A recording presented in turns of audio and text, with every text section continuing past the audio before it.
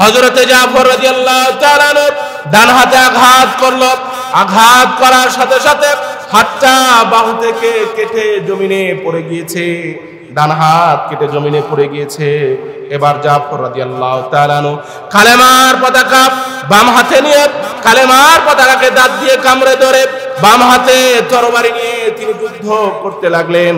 আমার প্রিয় ভাইরা, কাফেররা বাম হাতে আঘাত করলো, বাম হাতটাও কেটে জমিনে পড়ে গেল। জাফর রাদিয়াল্লাহু তাআলা কাটা দুটো হাত দিয়ে দাঁত দিয়ে কালেমার পতাকা কামড়ে ধরে এরপরেও তিনি তার শরীরের শক্তি দিয়ে যুদ্ধ করতে লাগলেন। তিনি কিন্তু পরাজয় বরণ করলেন না।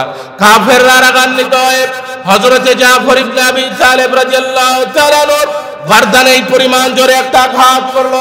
আঘাত করার সাথে সাথে জাফর রাদিয়াল্লাহু তাআলা গর্দান দ্বিখণ্ডিত হয়ে জমিনে পড়ে গেল। আমার প্রিয় ভাইরা, তৃতীয় সেনাপতি যখন ময়দানে নামলেন, হযরত আব্দুল্লাহ ইবনে রাওয়াহা রাদিয়াল্লাহু তাআলা তিনি যখন ময়দানে নামলেন, দেখলেন কেউ নেই ময়দানে। কালেমার পতাকা আকাশে ওড়ে, কালেমার পতাকা আকাশে বাতাসে উঠতেছে।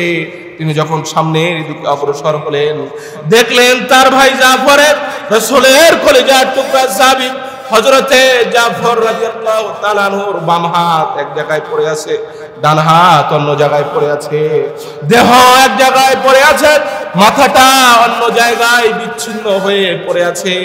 কামড় দিয়ে কালেমার পতাকাকে সমুন্নত রেখেছেন, কালেমার পতাকাকে মাটিতে পড়তে দেয় নাই। আমার প্রিয় ভাইরা, জাফর রাদিয়াল্লাহু তাআলা শহীদ হয়ে যাওয়ার পরে হযরতে জিবরিল আমিন রাসূলের কাছে আসলেন। ইয়া রাসূলুল্লাহ, আপনার সাহাবী হযরতে জাফর শাহাদাত বরণ করেছে। রাসূল কান্না করতেছিলেন। জিবরিল আমিনকে বললেন, জিবরিল শোনাও কেমন করে আমার জাফর শাহাদাত বরণ করলো। জিবরিল আমিন বলে, ইয়া রাসূলুল্লাহ, আপনি শুনতে পারবেন না, আপনি বরদাশত করতে পারবেন না, আপনি সহ্য করতে পারবেন না। রাসূল বললেন, জিবরিল শোনাও কিভাবে জাফরের শাহাদাত হয়েছে, কিভাবে কাফেররা আমার কলিজার টুকরা সাহাবী জাফরকে শহীদ করেছে, একটু আমাকে শোনাও কিভাবে শহীদ করেছে। হযরতে জাফর রাদিয়াল্লাহু তাআলা ঘটনা জিবরিল আমিন শোনাচ্ছেন।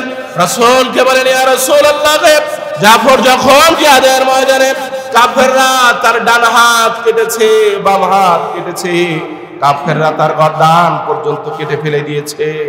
রাসূলের কথা শুনে কান্না করতেছিলেন, মাথাকে নিচু করে রাসূল কাঁদতেছিলেন। কান্নার পানিতে, চোখের পানিতে গাল ভিজে যায়, দাড়ি ভিজে যায়। রাসূলের কান্না যেন থামতেছিল না। আল্লাহ তাআলা রাসূলের কান্নাকে থামানোর জন্য, রাসূলকে সান্ত্বনা দেওয়ার জন্য খবর পাঠিয়ে দিলেন, সুসংবাদ পাঠিয়ে দিলেন, হাবিব শোনেন, কান্না করবেন না, কষ্ট পাবেন না, মনে কষ্ট নেবেন না। শোনেন, আপনার জাফর কোরআনের জন্য, ইসলামের জন্য, দ্বীনের জন্য, আমার দ্বীনকে প্রতিষ্ঠা করার জন্য আপনার জাফর তার ডান হাত কেটে ফেলেছে, বাম হাত কেটে ফেলেছে, জীবনটাকে আমার কোরআনের জন্য দিয়েছে। আমি আল্লাহ তাআলা এই পরিমাণ খুশি হয়েছি। শোনেন, আপনি ভালো করে শোনেন, জাফরের দুই হাতের পরিবর্তে আমি আল্লাহ তাআলা দুইটা পাখির মতো জাফরকে ডানা দিয়েছি। আপনার জাফর ও জান্নাতের ভিতরে সেই ডানা দিয়ে পাখির মতো ঘুরবে। আমার প্রিয় ভাইরা, সাহাবায়ে কেরামের এই ঘটনা থেকে শিক্ষণীয় বিষয় হলো, ভাইরা সংগ্রাম করতে হবে, জীবন দিতে হবে ইসলামের জন্য, কোরআনের জন্য, সত্যের পথে চলার জন্য জীবন দিতে হবে, শাহাদাত বরণ করতে হবে, শহীদ হতে হবে। মাথা নিচু করা যাবে না, কাফের বেঈমানের সামনে মাথা নিচু করা যাবে না। মনে রাখবেন, মুসলমান জীবন দিতে পারে, কোনোদিন বাতিলের সামনে মাথা নত করতে পারে না। মুসলমান নিজের জীবনকে বিলিয়ে দেবে, কিন্তু বাতিলের সামনে মুসলমান কোনোদিন মাথা নত করবে না। কথা বলেন ঠিক কিনা? আমার প্রিয় ভাইরা শোনেন, সাহাবায়ে কেরাম রাদিয়াল্লাহু তাআলা আলাইহিম আজমাইন কি পরিমাণ কুরবানি করেছেন, কি পরিমাণ ত্যাগ স্বীকার করেছেন, একটু ভালো করে শোনেন, একটু লক্ষ্য করেন। আপনারা শুনেছেন মুতার যুদ্ধের ইতিহাস শুনেছেন। যুদ্ধের নাম কি? মুতার যুদ্ধের ইতিহাস আপনারা শুনেছেন।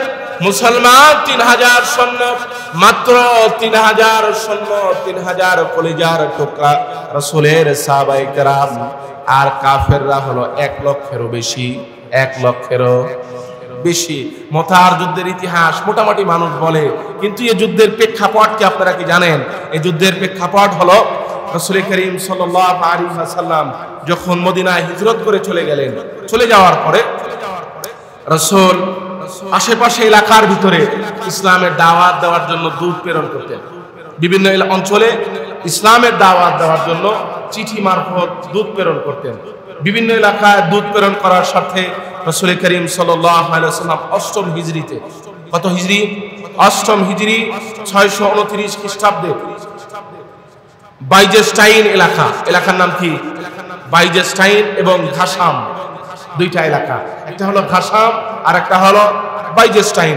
ঘাসামের যিনি শাসক তার নাম হলো হারিস ইবনে আবি সামি, হারিস ইবনে আবি সামি। এর কাছে রাসূল করিম সাল্লাল্লাহু আলাইহি সাল্লামের একজন কলিজার টুকরা সাহাবী হারিস ইবনে উমাইর আল আজদি রাদিয়াল্লাহু তাআলা আনহুকে প্রেরণ করলেন ইসলামের দাওয়াত দেওয়ার জন্য। কিসের দাওয়াত দেওয়ার জন্য? ইসলামের দাওয়াত দেওয়ার জন্য। প্রতিমধ্যে মোতা নামক জায়গায় এই বাইজেস্টাইন সমর্থন কিছু দস্যুরা শারহাবিল ইবনে আমর এবং তার সাথীবর্গরা এই সাহাবীকে হত্যা করে। রাস্তার ভিতরে এই সাহাবীকে কি করে? রাষ্ট্রীয় দূতকে যদি হত্যা করা হয়, রাষ্ট্রীয় আইন অনুযায়ী সেটা হলো যুদ্ধের পয়গাম। কিসের পয়গাম? যুদ্ধের। একজন রাষ্ট্রদূতকে রাসূল পাঠিয়ে দিয়েছেন আর তারা রাষ্ট্রদূতকে হত্যা করলো, এর মানে হলো তারা কি দিল? যুদ্ধের পয়গাম দিল। খুব মনোযোগ সহকারে শুনবেন। এবার আসুন, বাইজেস্টাইন কারা? ঘাসাম এরা কারা? বাইজেস্টাইন হলো ইস্তাম্বুলের একটি অঞ্চল। ইস্তাম্বুলের অনেকগুলো অঞ্চল মিলে বাইজেস্টাইন। এর একটা বিশেষ অঞ্চলের নাম হলো ইস্তাম্বুল। এই ইস্তাম্বুলের পুরনো নাম হলো কনস্টান্টিনোপাল। ইস্তাম্বুলের পুরনো নাম হলো কনস্টান্টিনোপাল। এরপরে এসেছে ইস্তাম্বুল হয়ে। এটা বিশাল ইতিহাস, এদিকে আলোচনা করলে সময় কুলাবে না। তাহলে বাইজেস্টাইন এলাকার বর্তমান সময়ের অঞ্চল হলো ইস্তাম্বুল, আর ঘাসাম অঞ্চলটা হলো বসরা এবং জর্ডান। বসরা এবং জর্ডান, এর মানে হলো এই জর্ডান এবং ইস্তাম্বুল সেই সময় তারা মিত্র ছিল, তারা বন্ধু ছিল। তারা কি ছিল? বন্ধু ছিল। এরা পরস্পরে সিদ্ধান্ত নিয়ে মুসলিম দূতকে তারা হত্যা করে ফেলে, যেটা ইসলামী রাষ্ট্র অনুযায়ী, দেশীয় আন্তর্জাতিক নিয়ম অনুযায়ী একটা দেশের সাথে যুদ্ধের ঘোষণা করা হয়। রাসূল করিম সাল্লাল্লাহু আলাইহি ওয়াসাল্লাম এর পরিপ্রেক্ষিতে সাহাবায়ে কেরামকে বললেন, তোমরা প্রস্তুত হও। তোমরা কি হও? বিষয়টা কি বুঝে আসছে আপনাদের? কোন এলাকা থেকে, কোথা থেকে যুদ্ধ লাগতেছে? মুতার যুদ্ধ। সাহাবায়ে কেরামকে রাসূল বললেন, তোমরা কি হও? তোমরা প্রস্তুত হয়ে যাও। এবার আমার প্রিয় ভাইরা একটু ভালো করে লক্ষ্য করেন, রাসূল করিম সাল্লাল্লাহু আলাইহি ওয়াসাল্লাম সাহাবায়ে কেরামকে বললেন, ও আমার সাহাবীরা, আমার প্রাণের সাথীরা, তোমরা প্রস্তুত হয়ে যাও যুদ্ধের জন্য, জিহাদের জন্য প্রস্তুত হয়ে যাও। আমার প্রিয় ভাইরা 3000 সাহাবায়ে কেরাম জিহাদের জন্য প্রস্তুত হয়ে গেলেন। সাহাবায়ে কেরাম রাসূলের সামনে বসলেন। রাসূল করিম সাল্লাল্লাহু আলাইহি ওয়াসাল্লাম সাহাবায়ে কেরামকে বয়ান করতেছেন মতার প্রান্তরের জন্য সেনাপতি কি হবে রাসূল নির্ধারণ করতেছেন। রাসূল সেনাপতি ঘোষণা করে দিতেছেন। প্রথম সেনাপতি ঘোষণা করলেন রাসূল করিম সাল্লাল্লাহু আলাইহি ওয়াসাল্লামের কলিজার টুকরা রাসূলের পালক পুত্র যায়েদ ইবনে হারেসা রাদিয়াল্লাহু তাআলা আনহুর নাম ঘোষণা করলেন। এরপরে রাসূল চুপ হয়ে গেলেন, মাথাকে নিচু করলেন। মাথা নিচু করে লম্বা সময় রাসূল বসে রইলেন। সাহাবায়ে কেরাম চিন্তা করতেছেন কি হলো, কি কারণে রাসূল নিজের মাথাকে নিচু করলেন। সাহাবায়ে কেরাম চিন্তা করতেছিলেন।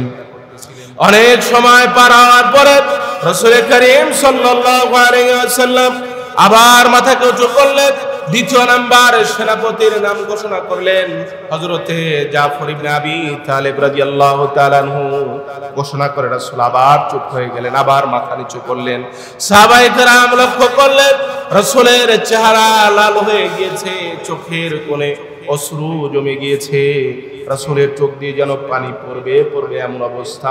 কিছু সময় পার হয়ে যাওয়ার পরে রাসূল আবার ঘোষণা করলেন মতার প্রান্তরের জন্য তৃতীয় নাম্বার সেনাপতি হলো হযরতে আব্দুল্লাহ ইবনে রাওয়াহা রাদিয়াল্লাহু তাআলা আনহু। আমার ভাইরা বলেন সেনাপতি কয়জন? আরেকটু আওয়াজ করে বলেন কয়জন? একটা যুদ্ধের জন্য একজন সেনাপতির প্রয়োজন। তিনজন সেনাপ্রধান নিযুক্ত করা হলো, পরপর একজন একজন করে সেনাপ্রধান হবে। সাহাবায়ে কেরাম বুঝতে পারলেন এই যুদ্ধই হয়তো আমাদের জন্য শেষ যুদ্ধ, আর হয়তো মদিনায় ফিরে আসতে পারবো না, আর হয়তো রাসূলের চেহারা দেখতে পারবো না, আর হয়তো রাসূলের কথা শুনতে পারবো না। হযরতে জাফর ইবনে আবী তালেব রাদিয়াল্লাহু তাআলা তিনি সাহাবায়ে কেরামকে বলতেছে আমার সাথীরা শোনো, বাড়িতে চলে যাও, বাড়িতে চলে গিয়ে সন্তান বিবিদের থেকে তোমরা বিদায় নিয়ে আসো। এটাই হয়তো আমাদের শেষ বিদায়, আর কোনোদিন মদিনায় আসতে পারবো না। কারণ রাসূল তিনজন সেনাপতি নিযুক্ত করেছেন, একজন শাহাদাত বরণ করবে, আরেকজন সেনাপ্রধান হবে, আরেকজন শাহাদাত বরণ করবে, আরেকজন সেনাপ্রধান হবে। তিনজন সেনাপ্রধান নিযুক্ত করেছেন। আমার প্রিয় ভাইরা সাহাবায়ে কেরাম খুশি মনে তারা বাড়িতে চলে গেলেন। হযরতে জাফর ইবনে আবী তালেব রাদিয়াল্লাহু তাআলা বাড়িতে চলে যাওয়ার পরে বিবিকে ডাক দিয়ে বলতেছে প্রাণের বিবি শোনো, এটাই হয়তো তোমার সাথে আমার শেষ মুলাকাত, এটাই হয়তো শেষ দেখা, আর কোনোদিন দেখা হবে না, আর কোনোদিন মুলাকাত হবে না, আর কোনোদিন তোমার সাথে আমার সাক্ষাৎ হবে না। বিবি শোনো, মতার প্রান্তরের জন্য রাসূল তিনজন সেনাপতি নিযুক্ত করেছে। দ্বিতীয় নাম্বারে আমার নাম রাসূল ঘোষণা করেছেন। এর মানে হলো প্রথম জন শাহাদাত বরণ করবে, দ্বিতীয় জন শাহাদাত বরণ করবে। আমি জাফর ইবনে আবী তালেব রাদিয়াল্লাহু তাআলা মতার প্রান্তরে শহীদ হয়ে যাব। বিবি শোনো, দুনিয়াতে হয়তো আমি তোমার হক আদায় করতে পারিনি, দুনিয়াতে আমি হয়তো তোমাকে খুশি করতে পারিনি। বিবি শোনো, আমাকে ক্ষমা করে দিও, আমাকে মাফ করে দিও। জিহাদের ময়দানে যদি আমি শহীদ হয়ে যাই, তোমাকে ওয়াদা দিলাম জান্নাতে তোমার সাথে আমার মুলাকাত হবে। হযরতে জাফর ইবনে আবী তালেব রাদিয়াল্লাহু তাআলা বলেন আমার প্রাণের বিবি ভালো করে শোনো, দুইটা সন্তান তোমার কাছে আমি রেখে গেলাম। মাত্র 3 বছর বয়স একটা সন্তানের, আর একটা সন্তানের বয়স মাত্র 5 বছর। তারা বাবার কোলে ওঠে, বাবার গালে চুমু দেয়, কপালে চুমু দেয়। হযরতে জাফরকে বলে বাবা কোথায় যাবে তুমি, কই যাবে, আমাদেরকে সাথে নিয়ে যাও, আমাদেরকেও সাথে নিয়ে যাও। হযরতে জাফর রাদিয়াল্লাহু তাআলা সন্তানদেরকে আদর করে আর বিবিকে বলে বিবি শোনো, দুইটা ছোট ছোট বাচ্চা তোমার কাছে রেখে গেলাম, আমি যদি শাহাদাত বরণ করি শহীদ হয়ে যাই, তুমি আমার সন্তানদেরকে ভালোবাসবে, আমার সন্তানদেরকে আদর করবে, আমার সন্তানদেরকে তুমি স্নেহ করবে। আমি যে পথে পরিচালিত হয়ে দ্বীনের জন্য, কোরআনের জন্য, ইসলামের জন্য আমি আমার জীবনকে বিসর্জন দিতে যাচ্ছি, তুমি আমার সন্তানদেরকে সেই পথে শিক্ষা দেবে, সেই পথেই পরিচালিত করবে। আমার বিবি শোনো, আমি চলে যাব, কোনো কষ্ট নিও না, রাগ করো না, মনে কোনো কষ্ট রেখো না, আমাকে মাফ করে দিও। হযরতে জাফর ইবনে আবী তালেব রাদিয়াল্লাহু তাআলা আনহু বিবির কাছ থেকে বিদায় নিয়ে সন্তানদের ভালোবাসা ত্যাগ করে রাসূলের দরবারে চলে গেলেন। 3000 সাহাবায়ে কেরাম রাসূলের দরবারে হাজির হয়ে গেলেন। রাসূল সাহাবায়ে কেরামকে নসিহত করতেছেন, সাহাবায়ে কেরামকে রাসূল বয়ান করতেছিলেন। সাহাবায়ে কেরামকে রাসূল বলতেছেন আমার সাহাবায়ে কেরাম শোনো, আমার কলিজার টুকরা সাথীরা শোনো, আল্লাহ তাআলা এত সহজেই ইসলাম প্রতিষ্ঠা করবেন, আল্লাহ তাআলা এত সহজেই আমাদেরকে সম্মান দিবেন, তোমরা এটা চিন্তা করো না। জীবন চলে যাবে, বাড়িঘর শেষ হয়ে যাবে, জীবনকে বিসর্জন করতে হবে, এরপরে আল্লাহ তাআলা আমাদেরকে সম্মান দেবেন, আমাদেরকে জান্নাত দিবেন। জীবন যে পর্যন্ত যাবে না, এই পর্যন্ত আল্লাহ তাআলা ইসলাম প্রতিষ্ঠা করবেন না। যে পর্যন্ত জীবন যাবে না, যে পর্যন্ত আমার জীবন কোরবান হবে না, সে সময় পর্যন্ত ইসলাম প্রতিষ্ঠা হবে না। রাসূল করিম সাল্লাল্লাহু আলাইহি ওয়াসাল্লাম সাহাবায়ে কেরামকে বয়ান করতেছিলেন, সাহাবায়ে কেরামকে বুঝাইতেছিলেন।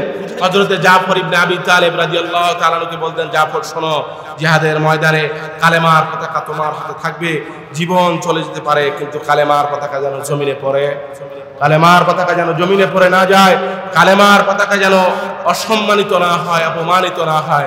রাসূল করিম সাল্লাল্লাহু আলাইহি ওয়াসাল্লাম সাহাবায়ে কেরামকে নসিহত করতেছিলেন আর বলতেছিলেন, আমার সাহাবীরা শোনো, আল্লাহ তাআলা বলেছেন, ওয়াল্লাযীনা আমানু ওয়া হাজারু ওয়া জাহাদু ফি সাবিলিল্লাহ ওয়াল্লাযীনা আওয়াউ ওয়া নাসারু উলাইকা হুমুল মুমিনুনা হাক্কান।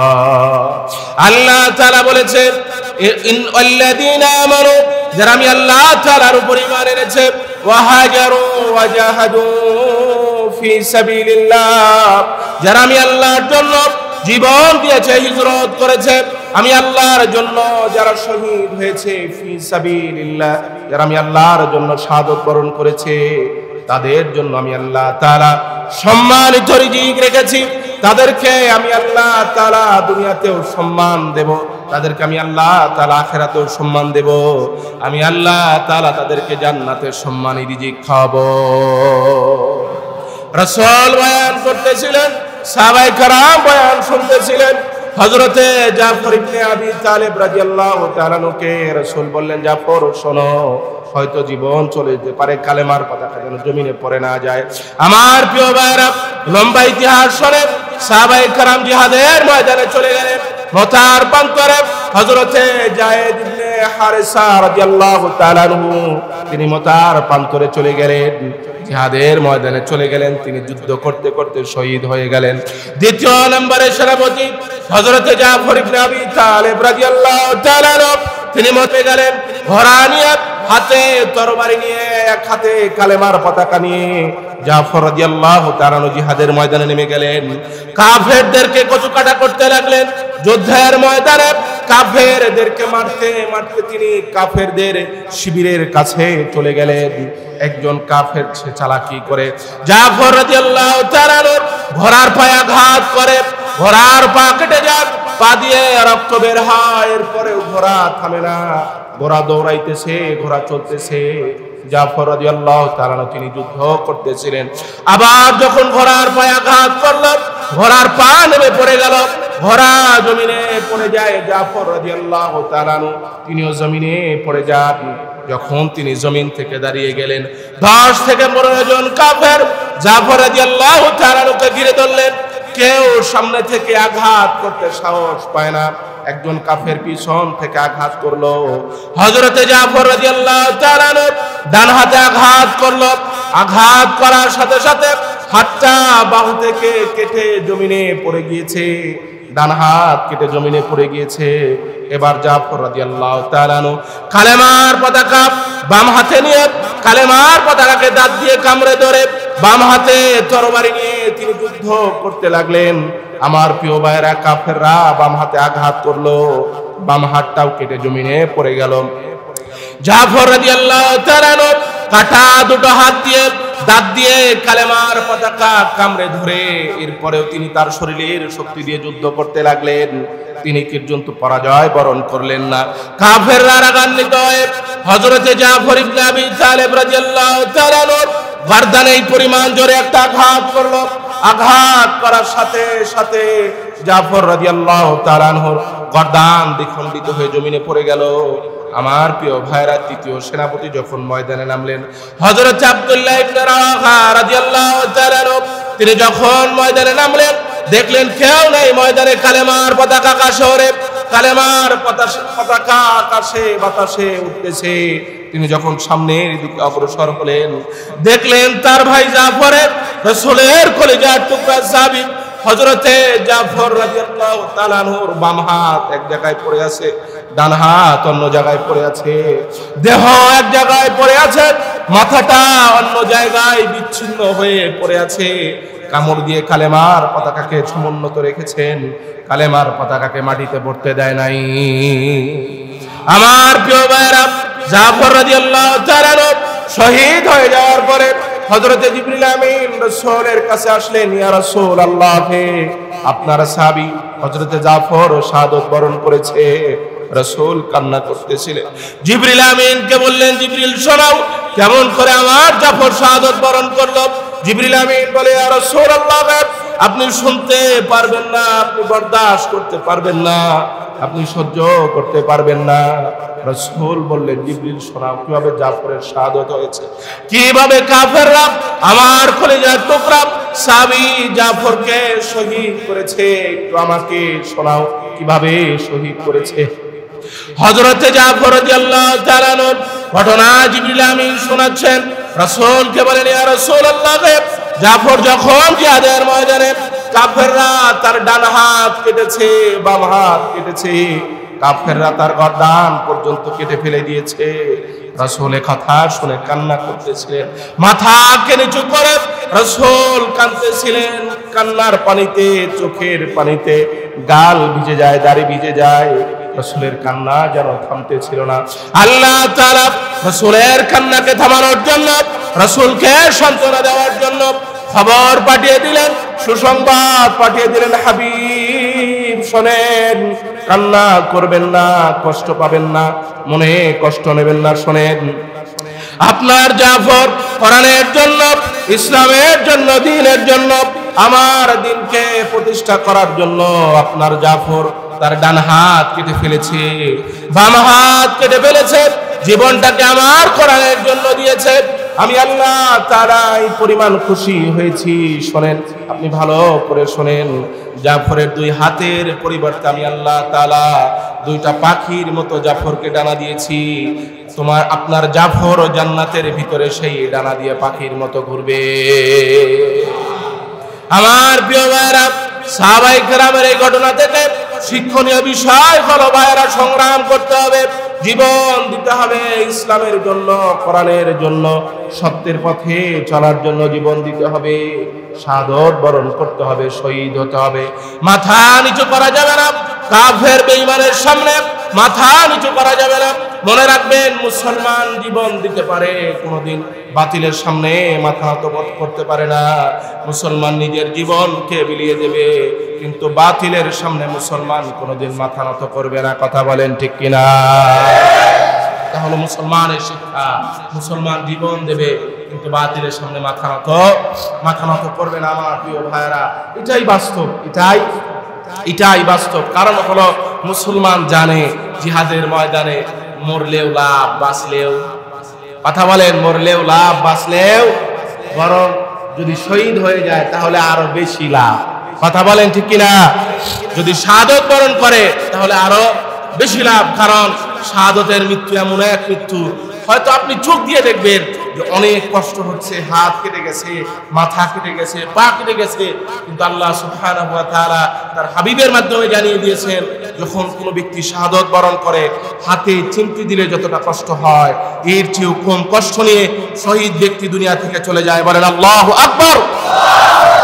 চিন্তা করা যায়, হাতে চিমটি দিলে কষ্ট বেশি হয়। আওয়াজ করে বলেন, কষ্ট বেশি হয়। যেই ব্যক্তি শাহাদাত বরণ করে, হাতে চিমটি দিলে যতটা কষ্ট হয়, এর চেয়েও কম কষ্ট নিয়ে শহীদ ব্যক্তি দুনিয়া থেকে চলে যায়।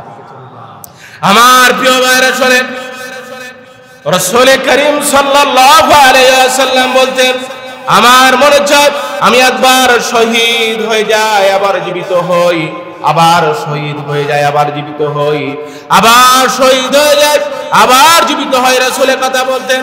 হযরত ওমর ফারুক রাদিয়াল্লাহু তাআলা আনহু, তিনি দুহাত তুলে আল্লাহর কাছে দোয়া করতেন, আল্লাহ তাআলাকে বলতেন, আল্লাহুম্মা রযুকনি শাহাদাতান ফি সাবিলিক ওয়াজাল মাউতি ফি বালাদি রাসূলিক।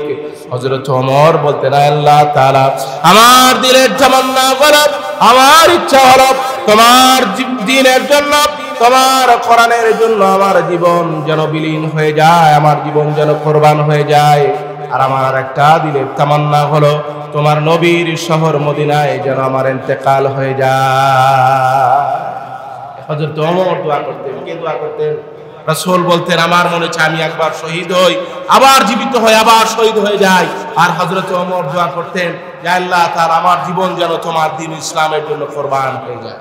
সম্মানিত মুসল্লিয়ানে কারাম, এই জন্য প্রত্যেকটা মুসলমানকে জিহাদের তামান্না রাখতে হবে, জিহাদের প্রেরণা প্রত্যেকটা মুসলমানের দিলে রাখতে হবে। কথা বলেন ঠিক কিনা? মুসলমান যদি জিহাদি তামান্না নিয়ে ঘরে বসেও মরে যায়, জিহাদি তামান্না নিয়ে যদি মুসলমান ঘরে ইন্তেকাল করে, আল্লাহ পাক তাকে শাহাদাতের মওত দিয়ে সম্মানিত করবেন। বলেন সুবহানাল্লাহ। এই জন্য সম্মানিত মুসল্লিয়ানে কারাম, মুসলমান জানে যে মরলেও লাভ, বাঁচলেও লাভ, বরং মরলে শাহাদত বরণ করলে আরো বেশি লাভ। শাহাদত বরণ করলে আরো বেশি লাভ, কারণ যে শহীদ হয়ে দুনিয়া থেকে চলে যায় তার কোনো হিসাব নেই। যে শহীদ হয়ে দুনিয়াতে চলে যায়, দুনিয়া ছেড়ে চলে যায়, আল্লাহ পাক তাকে বিনা হিসাবে জান্নাতের মালিক বানিয়ে দেন। কিয়ামতের ময়দানে আল্লাহ পাক তাকিয়ে দেখবে যে আমার এই গোলামগুলো তাদের হাত দিয়েছে, তাদের পা দিয়েছে, তাদের চোখ দিয়েছে, তাদের মাথা দিয়েছে, আমার দ্বীনের জন্য, আমার ইসলামের জন্য, কোরআনের জন্য তাদের জীবনকে দিয়ে দিয়েছে। আল্লাহ পাক এই শহীদদেরকে বিনা হিসাবে আল্লাহ পাক কিয়ামতের ময়দানে জান্নাতের মালিক বানিয়ে দেবেন। এজন্য সম্মানিত মুসল্লিয়ানে কারাম, মুসলমান জানে মরলেও লাভ, বাঁচলেও লাভ। এই জন্য মনে রাখবেন, মুসলমান এজন্যই মুসলমান মৃত্যুকে ভয় পায়। আওয়াজ করে বলেন না, মৃত্যুকে ভয় পায়। মুসলমান মৃত্যুকে ভয় পায় না। মুসলমান পরাজয় বরণ করে না। মুসলমানের কোনো পরাজয় নেই। মনে করবেন যে হয়তো মারা গেছে, পরাজয় না। যদি কেউ শহীদ হয়ে যায় সে আরো বিজয়ী হয়। কথা বলেন ঠিক কিনা? আমার ভাইরা, মুসলমান এই জন্যই জানে যে মরলেও লাভ, বাঁচলেও লাভ। এই জন্য মুসলমান মৃত্যুকে ভয় পায় না। আরেকটা কথা মনে রাখবেন, মুসলমান সাময়িক পরাজয় বরণ করতে পারে, কিন্তু শেষ বিজয় কাদের হবে? এটা আওয়াজ করে বলেন না, শেষ বিজয় কাদের হবে? আমার ভাইরা মনে রাখবেন, মুসলমান সাময়িক পরাজয় বরণ করতে পারে, কিন্তু শেষ বিজয় মুসলমানের হবে। শেষ উল্লাস মুসলমান করবে, শেষ খুশি মুসলমান উদযাপন করবে। এই জমিনের উপরে কালেমার পতাকা মুসলমান উড়াবে। কথা বলেন ঠিক কিনা? এই জন্য আমার ভাইরা, গোটা পৃথিবীর কুফার শক্তি মুসলমানকে ভয় পায়। কথা বলেন ঠিক কিনা? ভয় পায় কিনা? একটু চিন্তা করেন, পুরা পৃথিবীর পত্তলিকরা, সাম্রাজ্যবাদীরা, বেঈমান কাফের নাস্তিকরা মুসলমানকে ভয় পায়। এরা যদি মুসলমানের উপরে জুলুম করে, নির্যাতন করে, আগ্রাসন চালায়, মনে রাখবেন, মুসলমান যতদিন এক আল্লাহর কথা বলবে, এক আল্লাহর উপরে ঈমান রাখবে, এক আল্লাহর গোলামি করবে, এক আল্লাহর দাসত্ব করবে, এক আল্লাহর স্লোগান দেবে, গোটা পৃথিবীর পত্তলিক এই সাম্রাজ্যবাদী কাফের মুসলমানের কিছুই করতে পারবে না। কথা বলেন ঠিক না? কারণ মুসলমান ভয় পায় কাকে? আওয়াজ করে বলেন না, ভয় পায় কাকে? মুসলমান দুনিয়ার কোনো মানুষকে ভয় পায়। এই জন্য দেখবেন পত্তলিক সাম্রাজ্যবাদীরা মুসলমানকে ভয় পায়। কাকে ভয় পায়? তাদের বক্তব্য হলো মুসলমান উগ্র। মুসলমান কি? মুসলমান উগ্র, কিন্তু আসলে কিন্তু উগ্র নয়। কারণ মুসলমান জানে জীবন চলে গেলেও লাভ, জীবন থাকলেও লাভ। এই জন্য মুসলমান মৃত্যুকে ভয় পায় না। কিন্তু এটাকেই তারা অন্যভাবে মানুষের সামনে উপস্থাপন করে যে মুসলমান উগ্র। আসলে মুসলমান উগ্র নয়। মুসলমান সবচাইতে শান্ত জাতি। কথা বলেন ঠিক কিনা? মুসলমান সবচাইতে নিরাপত্তার চাদরে আবৃত জাতি। কথা বলেন ঠিক কিনা? মুসলমান সবচাইতে শান্তিপ্রিয় জাতি। ইসলাম শান্তির ধর্ম, ইনসাফের ধর্ম, ন্যায়ের ধর্ম। তবে ইসলামের দিকে যদি কেউ তাকায়, কোরআনের দিকে যদি কেউ তাকায়, দ্বীনের দিকে যদি কেউ তাকায়, মসজিদ আর মাদ্রাসার দিকে যদি কেউ তাকায়, এই শান্ত জাতি অশান্ত হতে বাধ্য হবে। কথা বলেন ঠিক কিনা? আমার ভাইরা, এই জন্য ইসলাম শান্তির কথা বলে, সাম্যের কথা বলে, ভালোবাসার কথা বলে। কথা বলেন ঠিক কিনা?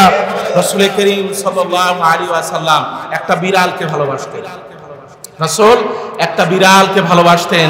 রাসূল করিম সাল্লাল্লাহু আলাইহি ওয়াসাল্লাম একটা পাখির প্রতি তার মায়া ছিল, একটা কাফেরের প্রতি তার মায়া ছিল। যখন কোনো কাফের ইন্তেকাল করে দুনিয়া থেকে চলে যেতেন, রাসূল করিম সাল্লাল্লাহু আলাইহি ওয়াসাল্লাম কান্না করতেন যে হায় আফসোস, লোকটা যদি ঈমান নিয়ে চলে যেতে পারতো তাহলে সে জান্নাতের মালিক হয়ে যেত। এজন্য আমার প্রিয় ভাইরা, ভিতরে ভালোবাসা রাখতে হবে। ভিতরে কি রাখতে হবে? ভালোবাসা রাখতে হবে। মুসলিম ভাইয়ের প্রতি ভালোবাসা রাখতে হবে। ইসলামের শত্রুর প্রতি ঘৃণা রাখতে হবে। কথা বলেন ঠিক কিনা? রাসূল করিম সাল্লাল্লাহু আলাইহি ওয়াসাল্লাম বলেছেন, মান আতা লিল্লাহ ওয়া আহাব্বা লিল্লাহ ওয়া আবগাদা লিল্লাহ ওয়া মানা লিল্লাহ ফাকাদ ইসতাকমালাল ঈমান।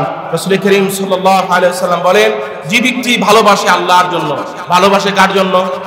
আওয়াজ করেন না, ভালোবাসেন কার জন্য? মান আতা লিল্লাহ, যে ব্যক্তি দান করে আল্লাহর জন্য, ওয়া মানা লিল্লাহ, এবং দান করা থেকে বিরত থাকে আল্লাহর জন্য, ওয়া আহাব্বা লিল্লাহ, ভালোবাসে আল্লাহর জন্য, ওয়া আবগাদা লিল্লাহ, এবং শত্রুতা করে কার জন্য? আওয়াজ করে বলেন না, শত্রুতা করেন কার জন্য? আমাদের সাথে কারো শত্রুতা আছে? আমাদের সাথে কারো শত্রুতা নেই, সবাইকে আমরা ভালোবাসি। আমরা হিন্দু ভাইদেরকে ভালোবাসি, বৌদ্ধ ভাইদেরকে ভালোবাসি, তারা তাদের ধর্ম পালন করবে, কোনো বাধা দেওয়া যাবে? কোনো ধর্মের বাধা দেওয়া যাবে না। কিন্তু যে ইসলামের সাথে শত্রুতা রাখবে, কোরআনের সাথে শত্রুতা রাখবে, রাসূল বলেছেন মান আহাব্বা লিল্লাহ ওয়া আতা লিল্লাহ ওয়া মানা লিল্লাহ ওয়া আহাব্বা লিল্লাহ, ভালোবাসবে আল্লাহর জন্য, শত্রুতা করবে কার জন্য? ফাকাত ইস্তাকমালাল ঈমান, এই গুণ যদি কারো ভিতরে থাকে, রাসূল আরবি বলেছেন সে পরিপূর্ণ ঈমানদার। সে পরিপূর্ণ কি? আসুন আমরা প্রত্যেককে ভালোবাসি, দেশ ও জাতিকে ভালোবাসি, ইসলামকে ভালোবাসি, কোরআনকে ভালোবাসি, আমরা একে অপর মুসলমান ভাইকে ভালোবাসি, এবং আমাদের বিধর্মী যারা ভাই রয়েছে আমরা তাদেরকেও সম্মান করি, ভালোবাসি। আল্লাহ পাক আমাদেরকে বোঝার, আমল করার তৌফিক দান করেন।